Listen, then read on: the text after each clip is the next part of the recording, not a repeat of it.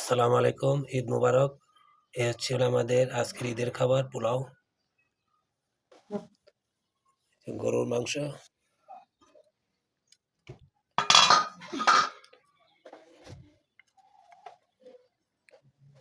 এটা হচ্ছে হলো দেশি মুরগি,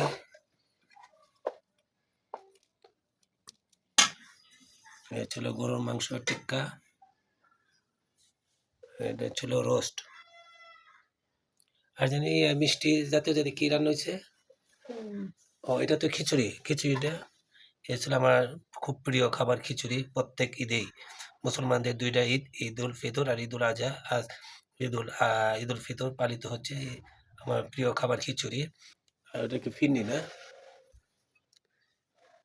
এই হচ্ছে ফিরনি। একটা জর্দা মনে হয় রান্না হয়েছে না? খুবই সুস্বাদু খাবার। এই হচ্ছিল ফিরনি। সেই রকম সবই হচ্ছিল আমার স্ত্রী নাজমা বেগম, তার হাতে রান্না।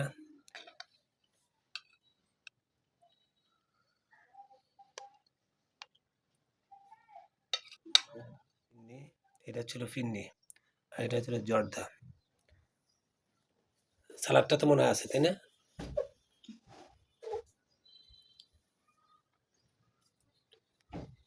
এটা ছিল সালাদ, সরিষা, শসা, কাঁচামরিচ, পেঁয়াজ, টমেটো, লেবু কাটা হয়েছে।